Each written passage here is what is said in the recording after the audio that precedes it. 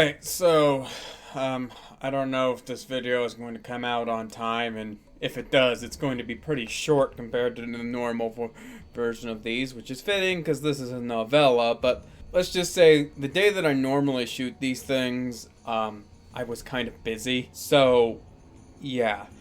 Anyway, Spellmonger Book 14.5, The Mad Mage of Sevendor.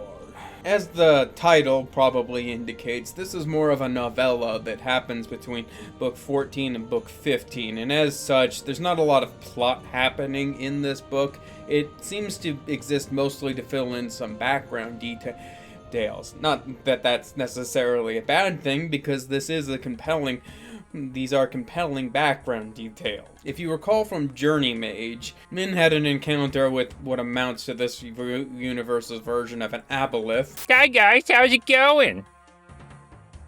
And as such, added a bunch of personalities from the past are now in his head.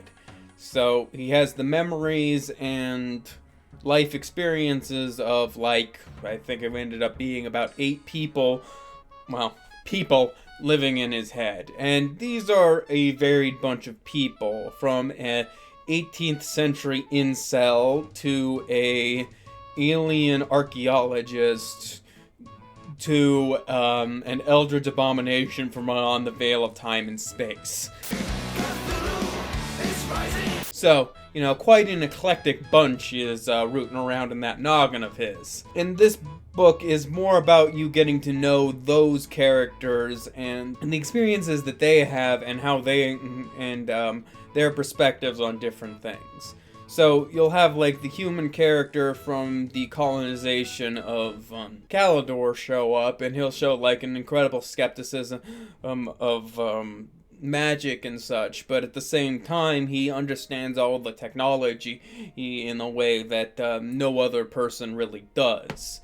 Then you'll have, like, the alien historian show up and talk about, and she'll explain and she'll talk about and reveal insights into the cycles that come up from, the birth of a kingdom, how it when you have, like, a kingdom like that show up, there tends to be another group of people who another group that will polarize. An example from our history is the United States became powerful post World War II, and that led to the polarization of that led to the Soviet Union, those two types of things, though I don't know if that's exactly a true thing much anymore, considering most nations that surround China or Russia, which were the ones that you would think of right now would be in opposition to the United States, are kind of choosing to not be associated with them. But, Alien, with thousands and thousands of years of history, probably has a better understanding of this than I do. And as this can kind of end up being a body swap thing, there are some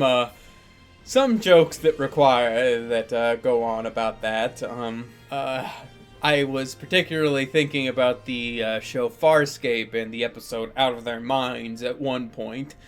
I just peed in the maintenance bay. If you've never seen Farscape, I'm not explaining the context of that sentence. As this is a novella, and it is much shorter than an actual book, there's not much I can really say about it, other than it does a good job of giving you an overview of the different characters that are now bumping around inside of Min's mind. There are some plot things that happen, but it's kind of in the background. I feel like this will probably spoil some things that happen in Martial Arcane, though I haven't read it, obviously, so I can't say for certain. I will say, as somebody who is kind of just happy to be back into this world, because a lot of the books and series I've been reading lately, I have been running into, like, a kind of tedium with, that it is nice to again be to be back on the world of Calidor, because the more I read this series, the more I like it. Having said that, if you're mostly just here for the mainline plot, this does seem like something you could probably just skip. I'm not going to do that, and I wouldn't recommend anyone else who just likes being in this world to pick it up. But at the same time, if you are just here to see how we slay the Dark Lord, you can probably skip this one. I enjoy it, but also I like reading about all the little background details of a world, even if I don't get too into one world or the other. Yeah, I mean, there's just not much to say about this. That's all I got for this.